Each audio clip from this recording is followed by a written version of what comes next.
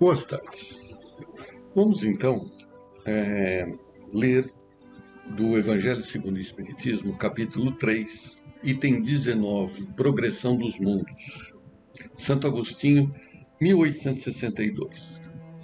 Progresso é uma lei da natureza. Todos os seres da criação, animados e inanimados, estão submetidos a ela, pela bondade de Deus, que deseja que tudo se engrandeça e prospere.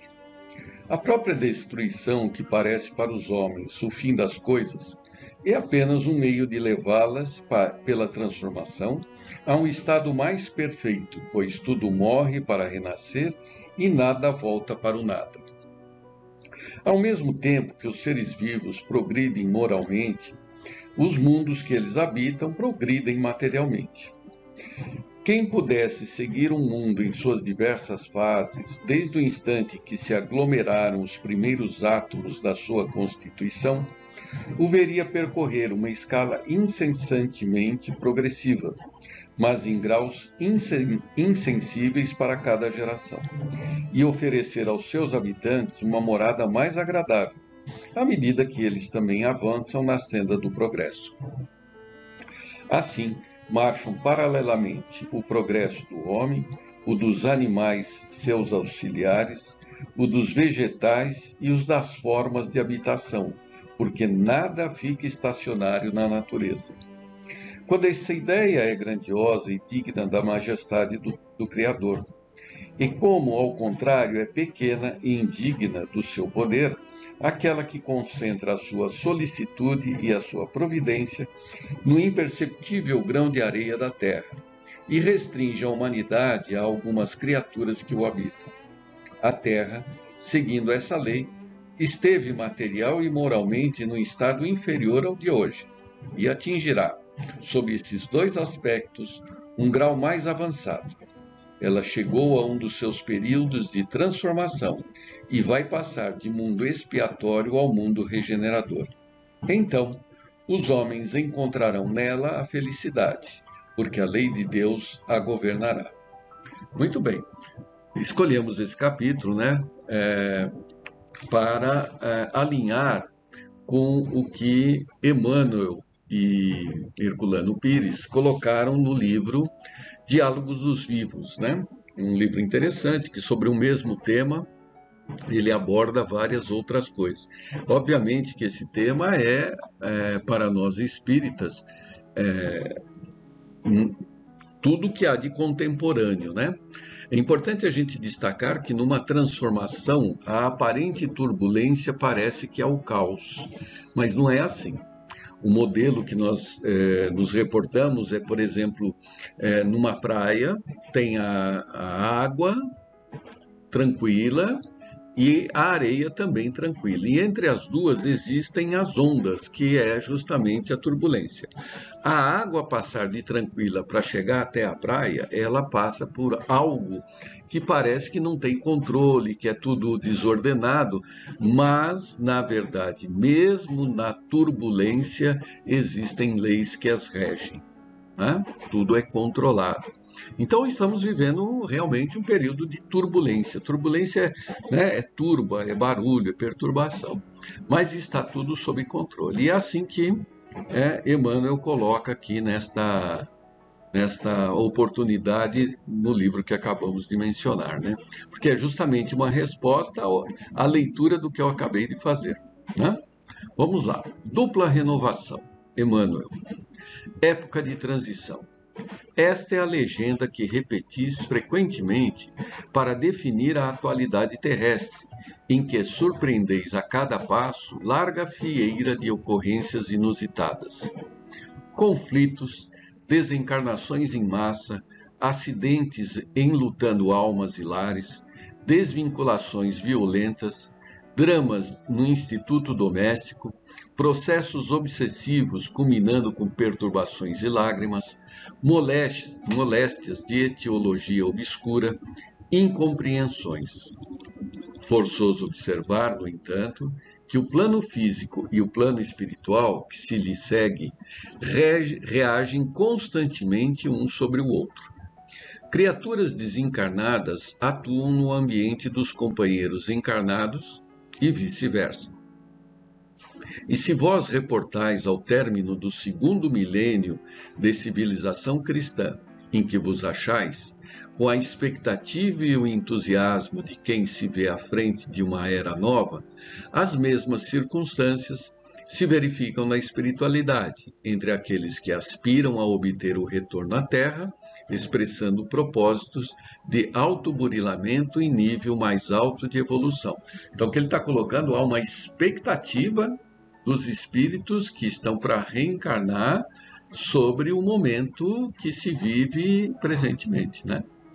É por isso que as legiões enormes de irmãos, domiciliados do mais além, vêm solicitando desde algum tempo reencarnações difíceis, testemunhos acerbos de aperfeiçoamento íntimo, tempo curto no veículo físico, de modo a completarem tarefas inacabadas em diversos setores da experiência humana, presença ligeira junto de seres queridos, a fim de chamá-los à consideração da vida superior, ou empreitadas de serviço moral para a liquidação de empreendimentos redentores largados por eles no caminho do tempo.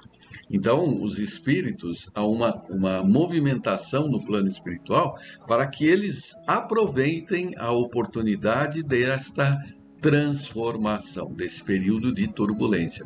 Período esse que muitas vezes nós que já estamos aqui, estamos lamentando, né?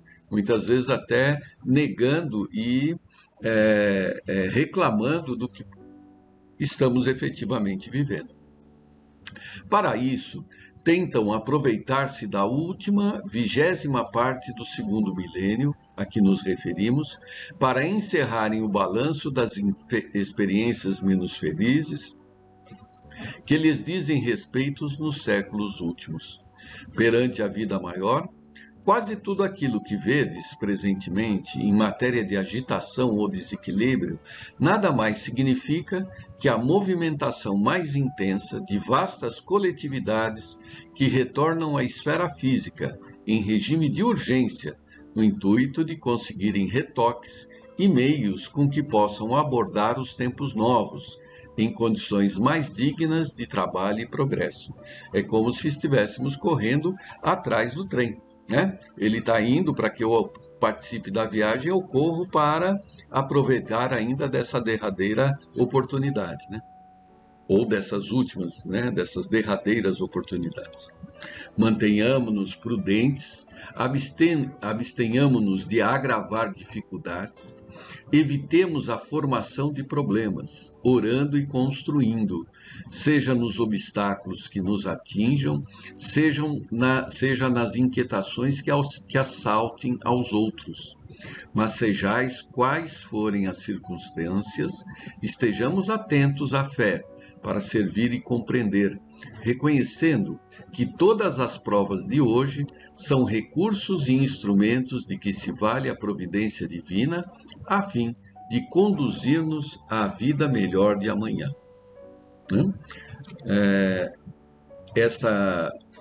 Essas palavras de Emmanuel, né, ressaltam justamente o aproveitamento da oportunidade daqueles que a buscam e de nós que estamos vivenciando esse momento, né?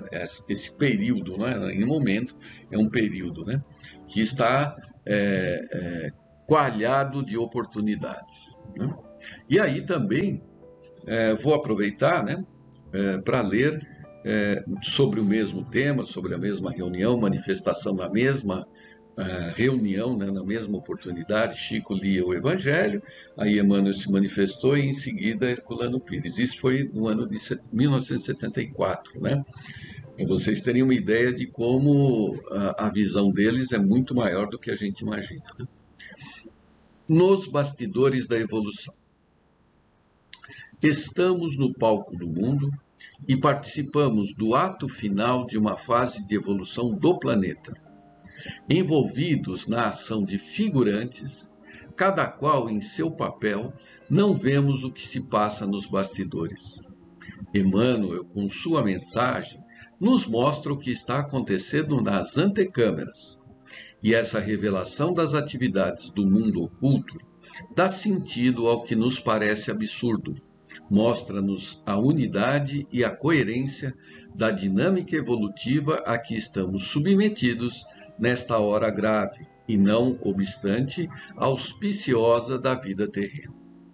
Quem leu o prefácio do livro Ave Cristo de Emmanuel, referente à fase de transição do mundo pagão para o mundo cristão, pode estabelecer valioso paralelo. A fase atual é mais intensa porque mais adiantada. Avançamos agora decisivamente para o milênio de regeneração da humanidade terrena. Multidões de espíritos reencarnam-se em regime de urgência, como explica Emmanuel, submetendo-se, por assim dizer, aos últimos exames de adaptação ao curso superior que devem fazer. Confirma-se assim a teoria espírita da evolução dos mundos. Há mais de 100 anos, Kardec divulgou o ensino dos espíritos a respeito, anunciando que já no século passado, caso retrasado, se iniciara a fase preparatória da grande transição. Dali por diante, a partir da Guerra da Itália, de 1859 a 1860, desencadeou-se o processo de transformação que culminaria nas duas guerras mundiais de 1914 a 1918 e a segunda de 1939 a 1945. Esta última conflagração acelerou, como estamos vendo, um progresso evolutivo, abrindo perspectivas novas em todas as direções do progresso terreno. Guerras e revoluções são cataclismos sociais, destruindo estruturas arcaicas para que novas estruturas possam surgir. Muita gente pergunta para onde vai o mundo com tantos conflitos e desequilíbrios. Mas acaso existem modificações profundas sem abalos profundos? O que se desesperam ante os problemas da atualidade não alcançam o sentido real dos acontecimentos. O Espiritismo nos oferece a chave do enigma. Tudo se transforma ao nosso redor, porque um novo mundo está nascendo. Não há motivos para decepção. Basta ver que ao lado das aflições florescem grandes esperanças. A Terra amadureceu em seu processo evolutivo e as leis de Deus se cumprem à revelia da incompreensão humana. Pois bem, muito interessante, né? São 3 leituras, uma de Santo Agostinho do Evangelho, a outra de Emmanuel falando dos bastidores da espiritualidade, e a terceira, nos exortando ao ânimo, à confiança, à esperança, É interessante, só a título de comentário, que já Santo Agostinho colocava que o planeta mudavam os homens, olha só que interessante, os animais, as plantas, a vegetação, e uma curiosidade, isso já passou nesses programas de Discovery Channel, Mundo Animal, hoje, os animais mais ferozes, os animais especialistas, que vivem de uma caça própria, como os tigres e qualquer coisa nesse sentido, esses animais estão em extinção, porque eles são especialistas, eles só se alimentam daquela forma, tem toda uma estrutura biológica preparada para se alimentar e caçar daquele jeito. E como o ambiente está mudando, a caça está diminuindo, então eles estão em processo de extinção, naturalmente, não de forma artificial. Já por outro lado, tem um outro grupo de animais, aqueles que conseguem se alimentar se adaptando às grandes cidades, como o guaxinim e esses pequenos mamíferos, que eles acabam revirando as latas de lixo, se aproximando do homem e recebendo deles alimento, a ponto de se adaptarem mais à situação nova. Então, os animais ferozes vão deixando de ter o seu espaço no mundo de hoje, cedendo esse espaço para os animais mais domesticáveis, mais próximos do homem. Essa é uma evolução animal, né?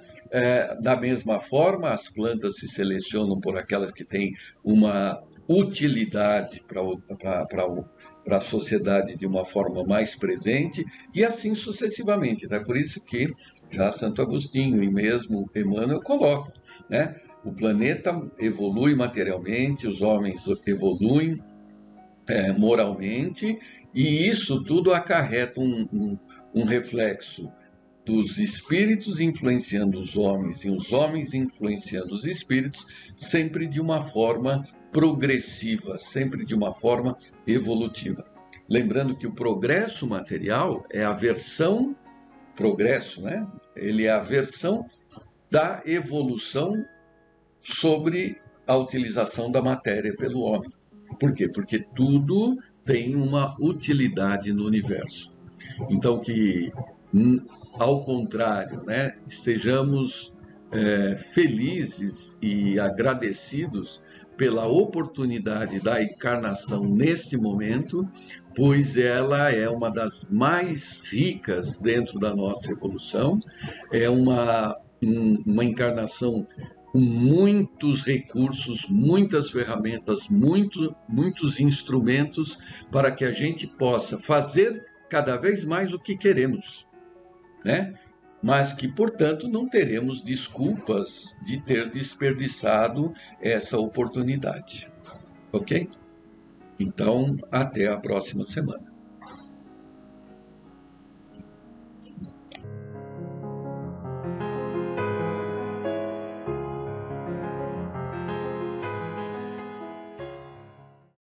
Nossos cumprimentos a todos. E para hoje, escolhemos como tema a parábola do bom semeador. E vamos a ela. Novamente, começou Jesus a ensinar junto ao mar, e reuniu-se junto dele uma turba numerosíssima, de modo que entrou no barco que estava no mar para se assentar. E toda a turba estava sobre a terra junto ao mar. Ensinava-lhes muitas coisas em parábolas e lhes dizia no seu ensino: ouvi, eis que o semeador saiu a semear. E sucedeu que, ao semear, uma parte caiu à beira do caminho, e vieram as aves e a comeram. Outra parte caiu sobre o solo pedregoso, onde não havia muita terra, e brotou imediatamente, por não haver profundidade da terra. Quando raiou o sol, foi crestada, e, por não ter raiz, ressecou-se. Outra parte caiu nos espinheiros. Os espinheiros subiram e a sufocaram, e não deu fruto. Outra parte caiu em terra boa, e dava fruto, que desponta e cresce. Um carregava 30, outro 60 e outro 100. E dizia: quem tem ouvidos de ouvir, ouça. Marcos capítulo 4, versículos de 1 a 9.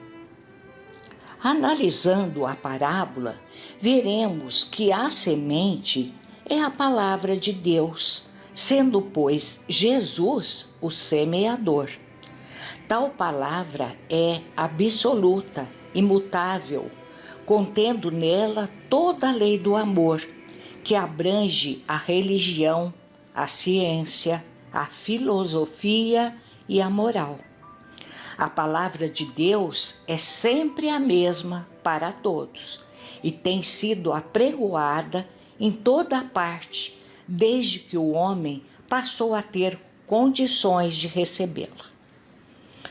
Já o solo representa a capacidade individual de cada um de compreender a palavra de Deus, ou seja, o seu estado moral e intelectual. Metaforicamente, o solo é tão mais fértil quanto melhores forem as suas condições de receber a semente. Se por um lado essa semente tem germinado abundantemente em alguns, por outro lado, há aqueles em que a semente não desabrocha, ou, se desabrocha, não produz frutos. Se ela não atua com a mesma eficiência perante todos, tal fato se dá devido à variedade dos espíritos encarnados na Terra, uns mais adiantados, propensos ao bem, à caridade e à fraternidade, outros mais atrasados, propensos ao mal, ao orgulho e ao egoísmo, apegados aos bens terrenos, à matéria e a tudo que é efêmero. Os que caíram à beira do caminho, onde a palavra é semeada, são estes que, quando ouvem, imediatamente vem o maligno e tira a palavra semeada deles, conforme Marcos capítulo 4, versículo 15. Os pássaros, conforme sugeriu Jesus, representam a ação dos espíritos adversários do bem, que se comprazem em fazer desaparecer os seus bons ensinamentos das mentes mais fracas, que não absorveram a mensagem divina, pois tendo estas ficado apenas na superfície de seu solo impenetrável, são levadas, embora ou nenhum ato bom venha a ser produzido. O que é semeada sobre o solo pedregoso são estes, que ouvem a palavra de Deus, imediatamente a recebem com alegria e não têm mais raiz em si mesmos, são transitórios, então ocorrendo provação ou perseguição por causa da palavra, e imediatamente se escandalizam. Marcos capítulo 4, versículos 16 e 17. Observemos agora o solo pedregoso. Ele representa aquelas pessoas que já têm alguma condição espiritual de assimilar a palavra de Deus. No entanto, embora recebam a palavra com entusiasmo, sucumbem ante a primeira adversidade, desistindo de seus ideais espirituais por conta das dificuldades ou perseguições. Tal fato, na parábola, é representado pelo sol, que, não tendo a semente gerado raízes, por não haver muita terra, queimou a planta que germinava. E conforme nos explica Marcos neste mesmo capítulo, os outros, semeados entre espinhos, são estes. São os que ouvem a palavra e as ansiedades da era, o engano da riqueza, os desejos a respeito das demais coisas, penetram, sufocam a palavra e torna-se infrutífera. E vamos à explicação sobre os espinheiros. Os espinheiros simbolizam as seduções do mundo. Trata-se, pois, de um solo potencialmente fértil, mas que, em vez de germinar a palavra de Deus, dá lugar aos espinhos da matéria, que crescem e sufocam a sementeira espiritual.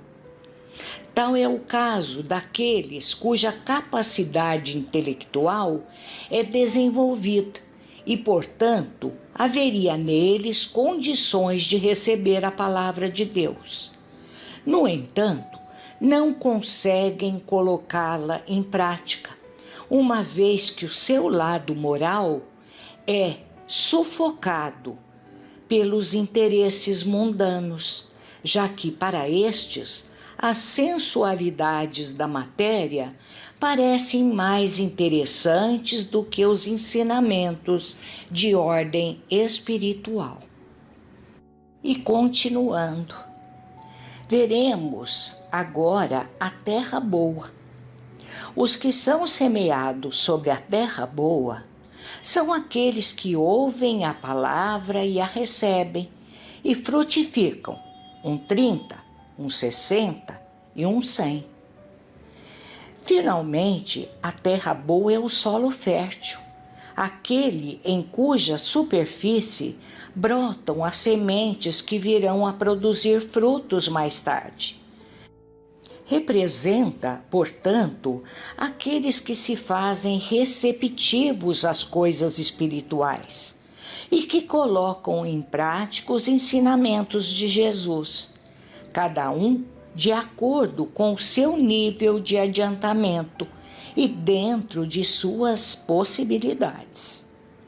Alguns frutificarão 30, outros 60 e outros ainda 100. Isso porque cada um tem em si a capacidade de assimilar a palavra de Deus em maior ou menor grau.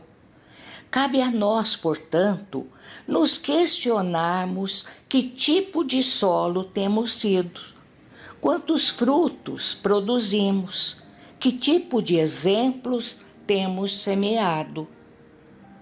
Desejosos de fazer-nos receptivos aos sublimes ensinamentos de Jesus, que, colocados em prática, inevitavelmente nos permitirão produzir os mais belos frutos. Desses frutos surgirão novas sementes, de maneira que cada um de nós, aplicados no trabalho dessa seara, e guiados pelos ensinamentos do Cristo, teremos a oportunidade de contribuir, carregando conosco as sementes do Evangelho, as quais um dia hão de germinar em cada um dos corações daqueles que cultivarem a boa terra. Vamos aos dizeres de Emmanuel, do livro Pão Nosso. Se o terreno de teu coração vive ocupado por ervas daninhas, e se já recebeste o princípio celeste, cultiva-o com devotamento, abrindo-o nas leiras da tua alma. O verbo humano pode falhar, mas a palavra do Senhor é imperecível. Aceita-a e cumpre-a, porque se te furtas ao imperativo da vida eterna, cedo ou tarde o anjo da angústia te visitará o espírito, indicando-te novos rumos. E assim nós vamos concluindo o tema de hoje, desejando a todos uma ótima semana e que Jesus nos ilumine e nos fortaleça a cada dia. Muita paz a todos. Muito obrigada.